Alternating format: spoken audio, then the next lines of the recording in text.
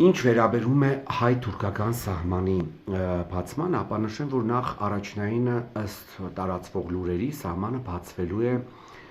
սկզբից երրորդ երկրների քաղաքացիների համար, որը բացարձակ որևէ նշանակություն չունի Հայաստանի Հանրապետության եւ Հայաստանի Հանրապետության քաղաքացիների համար։ Ասենք ես որպես Հայաստանի Հանրապետության քաղաքացի ինձ համար բացարձակ միևնույն է, ասենք Բանգլադեշի քաղաքացին Հայաստանով կգնա Թուրքիա կամ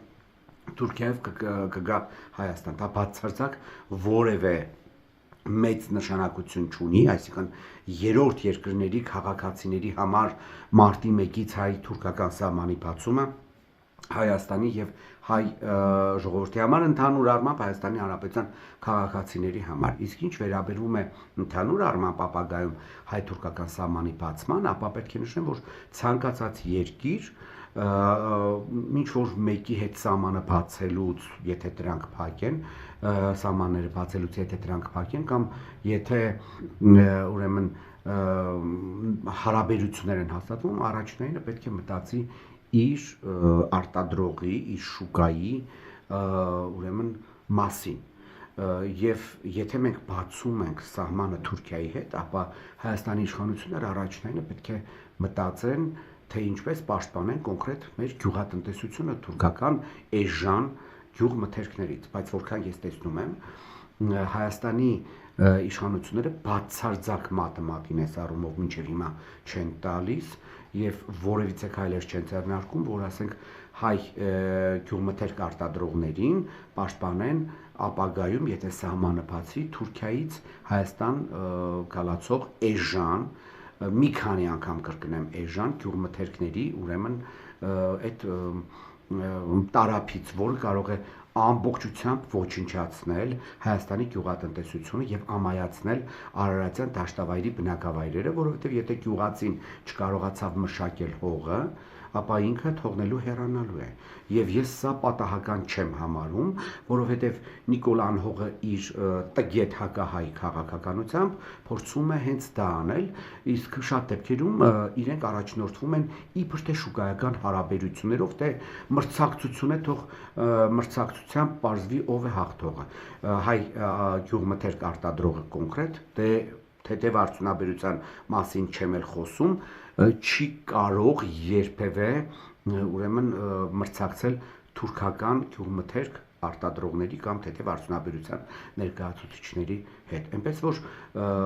ցանկացած երկիր, ասենք նույն Ամերիկայի Միացյալ Նահանգները, նույն Եվրամիությունը, նույն մեր հարևանները իրենց արտադրողին պաշտպանելու համար բավական մեծ հարկեր են սահմանում դրսից ներկրվող այն ապրանքների նկատմամբ, որոնց արտադրությունը կա նաև իրենց երկրներում։ Հայաստանի Հանրապետության պարագայում ես մինչև հիմա կոնկրետ քայլեր չեմ տեսել։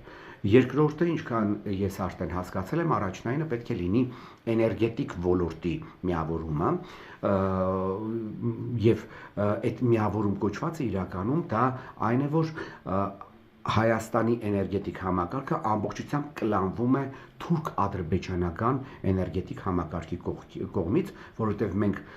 գլոբալ առումով որևէ ձևաչափով չենք կարող հավասարը հավասարին, այսպես ասած, միավորում ունենալ Ադրբեջանի, առավել ևս Թուրքիայի էներգետիկ համակարգերի հետ։ Դրանք նպատակը մեկն է, Թուրքիան շատ վաղուց իր հարավկովկասյան սատելիտ Ադրբեջանի հետ պահանջներ է դնում Հայաստանի ատոմակայանի ուրեմն հայկական ատոմակայանի փակումը, Հայաստանի տարածքում գտնվող ատոմակայանի փակումը եւ Նիկոլը բացահայտ սա արդեն անոնս է արել, որ ատոմակայանը կփակվի եւ ամերիկացիների կողմից որ մոդուլային ատոմակայան է ուրեմն կառուցվելու իբր թե, որը բացարձակ իրենից ոչինչ չի ներկայացնելու համեմատած մեր ուրեմն Հայաստանի ատոմակայանի հետ, որովհետև Հայաստանի ատոմակայանը ոչ միայն էներգետիկ նշանակություն, ինքը նաև ռազմական եւ ռազմավարական նշանակություն ունեցող օբյեկտ է եւ աշխարհում շատ քիչ երկրներ կան, ովքեր ունեն ատոմակայաններ եւ թուրք-ադրբեջանական տանդեմի համար դա շատ կարևոր է։ Հիմա կարող է սկսեն զառանցել, թե հիմա ատոմակայանները բոլոր երկրներում փակվում է, բացարձակ Թուրքիան ակույում բացել է ատոմական եւ շարունակում է ծրագրեր առաջ տանել, որ Թուրքիայի տարածքում մի քանի նոր ատոմականներ կառուցվեն։ Այն պարագայում, երբ որ մեզ պարտադրում են փակել Հայաստանի ատոմակայանը եւ տեղը կառուցել ինչ որ մոդուլային ատոմակայան, կրկնում եմ։ Ամեն դեպքում կարող եմ նշել, որ հայ-թուրքական սահմանի բացումը